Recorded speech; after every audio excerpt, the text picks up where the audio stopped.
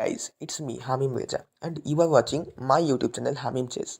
In the previous video, I showed you the fishing pole trap where you play with the black pieces and you checkmate your opponent in just 9 moves. That was the fishing pole trap part 1 and this is the fishing pole trap part 2. Here I will show you if your opponent understands your trick and wants to save himself from falling in the trap, then what to do. So without wasting time, let's start the video.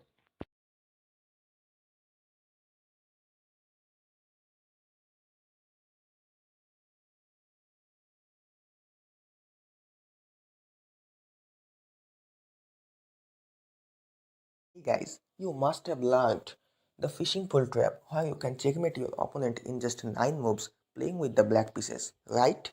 If you haven't watched the video, then the link will be in the description. Just go and watch the video. The video is very interesting. And this video is gonna be more interesting than the previous video. Why? Because in this video, I will discuss what if your opponent tries to save himself from falling in the fishing pole trap, then what to do. So without wasting time, let's start the game.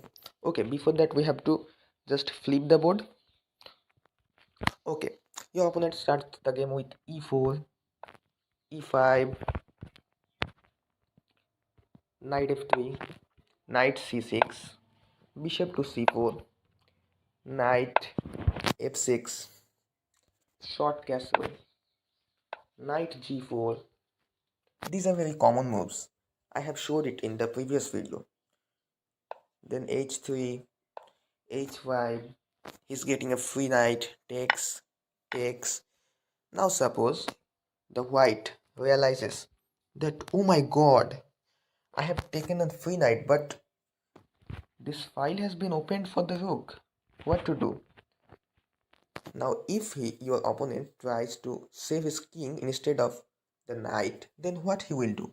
He will just make some space for the king like this, rook to e1. Now what you will do? You just take the knight. You are getting it for free. Just take the knight and equalize the material. Here, your opponent has two options.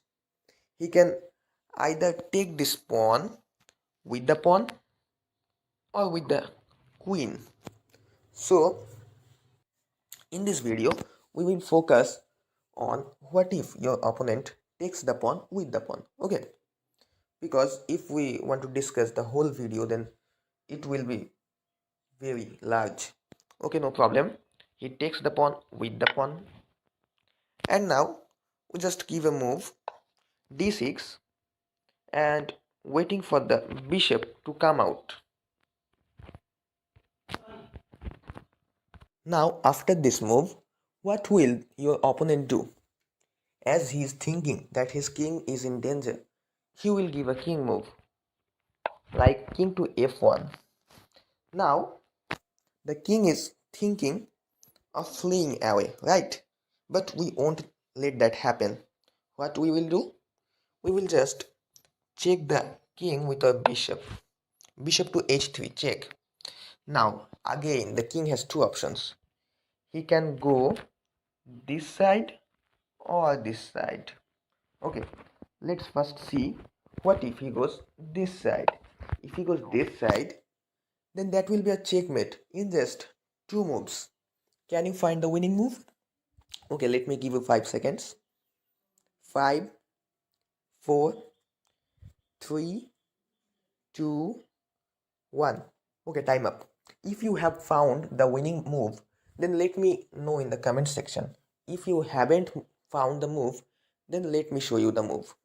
That's queen to g5, check.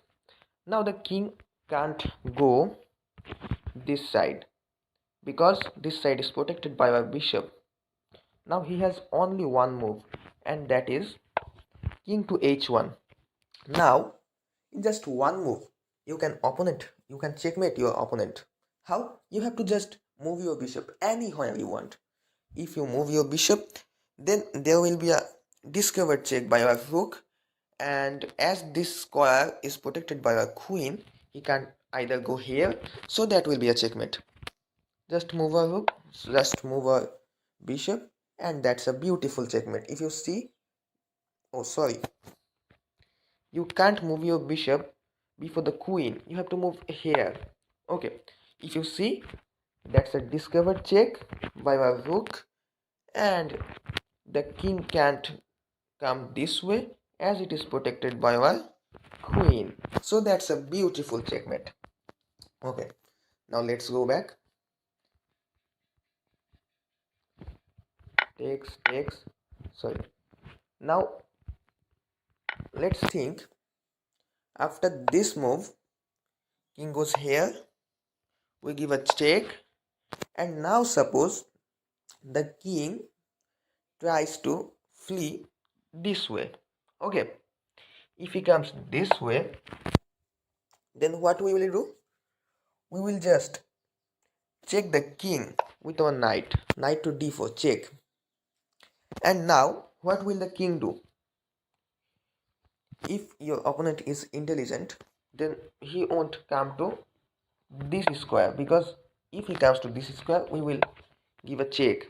So he will try to avoid checks. He will come to this square. And now we will just attack the bishop, b5. Attacking the bishop with the support of the knight. Bishop goes back. And now uh, we will give a pawn move, c5. Now your opponent can do many things. He can either come out with his knight like this, or he will just try to drive the knight away like pawn c3. You will see most of the players doing this work, because most of the players becomes very scared when they see any of his opponent's materials very near to his kingdom or near to his king. So he will try to drive this knight away, but we don't care. We just check the king with the support of the pawn. Now the king has, if you see, the king can't go these two squares as they are protected by a knight. He has only one square, and that is here. King to e3. And now if we check the king with a queen to g5, then that will be a checkmate. Oh, that's not yet checkmate. He can defend it by the pawn, and after we captured the pawn, that is the checkmate. Because if you see, this square is protected by the pawn, this is protected by the knight, this is also protected by the knight. The king is under check, and that is protected by our queen. So the king has no move and no materials to defend the check. So that's a very beautiful checkmate. If you like the video, then press on the thumbs up button, and comments should be given, and share it with your friends so that your friend can learn something about chess. And the next video will also be on fishing pole trap. Okay, in this video, the video will be fishing pole trap part 3, and there I will show what if the pawn is captured by your opponent's queen, not by the pawn, and then what to do, and what if your opponent plays with the black pieces and try to make you fall in this fishing pole trap, then what to do.